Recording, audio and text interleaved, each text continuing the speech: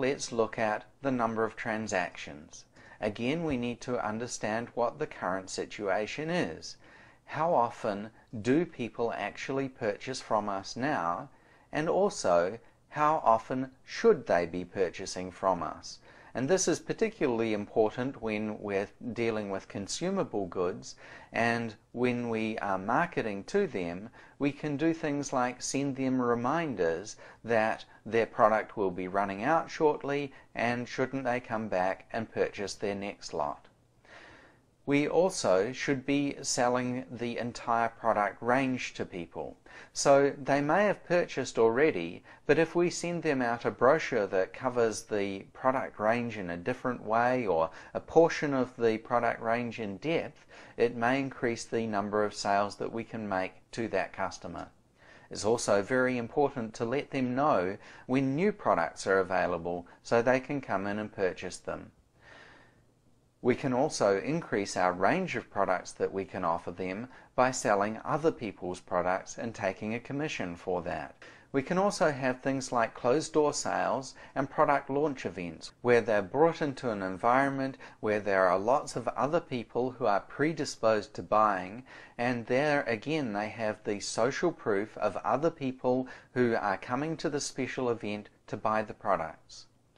You can also have things like a multiple purchase card. So something like you purchase 9 items, you get the 10th one free. So that can increase the number of transactions. It's important in this whole process that you establish rapport with the customers to make sure that they feel comfortable purchasing from you.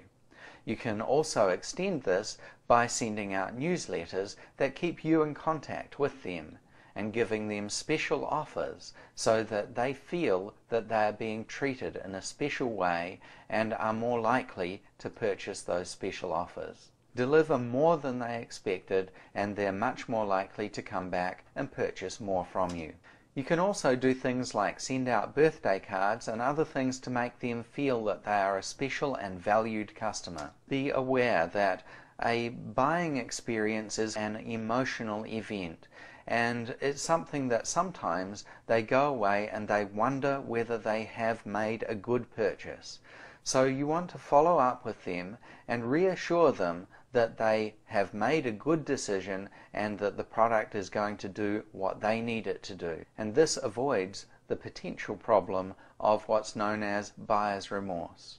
And of course, another way of increasing the number of transactions is to offer them a line of credit, so it's easy for them to purchase more. You can also increase the number of transactions through selling them things like service contracts, where people are going to come out and service the item on site, and as well as the revenue from the actual servicing, you get revenue from the parts that are required during the servicing process as well. Another thing that you can do is when you're selling consumable goods, you can set up the recurring sales process so that when it's about time for the previous product to run out, you send them the new one, charge them automatically, and therefore you're having the sales coming in on a regular basis automatically with no additional work on your part. And again, you're increasing your level of service to your customers by doing this, because they don't have to remember when they're running out of an item, they don't have to think about buying it again. It's something that comes automatically and allows them to enjoy the benefits of the products without ever running out. Also, for services which need to be provided on a regular basis, for instance haircuts, it's always a good idea to book the next visit right now so that people have made a commitment to come back, and therefore you're going to increase the number of people who return to you rather than going to another business. So there you have a number of ideas of ways that you can increase the number of transactions in your business. So let's now look at the profit margin. It's all very well having lots of customers coming in the door, buying lots of products, but unless you have great profit margins, your business is not going to do very well. So again, it's important to understand the current level of profit margin, both for the business as a whole and for each product and product range that you carry. When thinking about the profit margins within your business, It's always a factor of the money coming in from the sales versus the cost of selling those goods and running the business. So you can do things like increasing the price of the products, you can take stock on consignment, you can minimize your inventory, buy in bulk so that you get lower priced products, and you can stop discounting products within your business. Now on the expense side of the equation, you can lower your expenses dramatically by doing things such as paying off all your loans, starting with the highest interest rate loan first, paying that off completely, and then concentrating on the other loans that you have. You can shop at auctions, and particularly when you're thinking about things like shop fittings, these are very often available at fire sale prices when businesses have gone out of business. Another important thing for you to do is to systemize everything that you possibly can in the business. This allows people to work very efficiently because they have well-designed processes that they're following, and it also allows you to use lesser skilled staff in those roles because they're just following a set procedure, and it can also reduce the number of staff that you need to achieve the same results. Another way of reducing your expenses is using direct sales models, whether that be by mail or by taking orders over the phone or telemarketing, or whether you're taking orders over the internet. Those are all ways of reducing the expenses for each sale. It's also important to think about the customers that you are attracting and have attracted into your business. And in most businesses, you'll find that you have your C and D grade customers, people who cost you a lot of money through support requests, and also people that you have to chase up on all the time for payments and so on.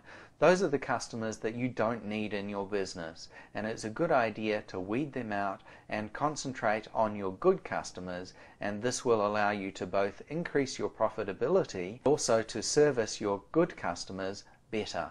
Another thing that you want to do is reduce the receivables to as low a level as is possible, and that way you're improving the cash flow within your business. So there you have a number of ideas of ways that you can increase the profit margins within your business. So we've seen a wide range of things that you can do in your business. Often when I teach people this, they say to me, this is just too much. There's so many things that I should be thinking about, and I can see lots of opportunities, but where do I start?